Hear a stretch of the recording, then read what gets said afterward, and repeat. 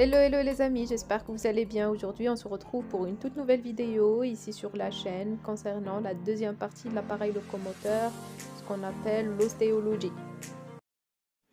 Alors, acheminons la deuxième partie de l'ostéologie par la cage thoracique, qui est formée principalement par la clavicule, l'acromion, scapula, sternum, côte et la colonne vertébrale, ou plus spécifiquement le rachis dorsal. Alors, débutons par la clavicule, qui est un os long, pair et asymétrique. Elle a une forme d'un S et se situe à la partie supérieure du thorax, placée entre la pointe supérieure du sternum et le dessus de l'épaule. Puis, on a le scapula, ou autrement dit l'omoplate, ainsi l'acromion, qui forment tous les deux ce qu'on appelle la ceinture scapulaire. Après, on a le sternum, qui est un os plat situé en avant de la cage thoracique, comme vous voyez sur l'image. Il est principalement formé de trois parties. La première partie, c'est ce qu'on appelle le manubrium sternal.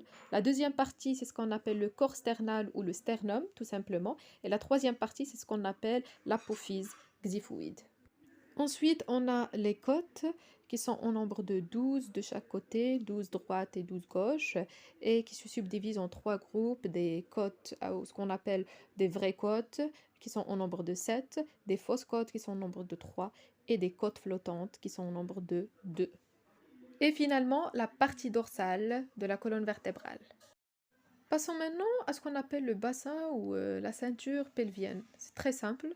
Il est constitué principalement du sacrum soudé avec les vertèbres de coccyx, l'ilion, l'ischon et le pubis. Alors, après avoir vu l'anatomie du squelette axial, maintenant on va passer au squelette appendiculaire et tout en débutant avec les membres supérieurs. Donc, l'anatomie des membres supérieurs débute principalement par la ceinture scapulaire, comme on a déjà vu.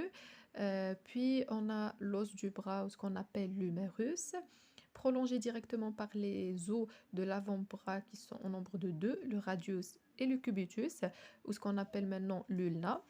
Et puis, suivi directement par les os de la main qui se subdivisent en 3 segments, les carpes qui sont au nombre de 8, les métacarpes qui sont au nombre de 5 et les phalanges qui sont au nombre de 14. Et finalement, on a l'anatomie des membres inférieurs qui débute elle-même par une ceinture, mais cette fois-ci, c'est une ceinture pelvienne, suivie directement par l'os de la cuisse qui est le fémur, puis les os de la jambe qui sont au nombre de 2, le tibia et le péroné, et puis les os de la jambe qui se subdivisent en 3 catégories, les tarses, les métatarses et les phalanges. Et voilà, on est arrivé à la fin de cette vidéo purement ostéologique comme la précédente.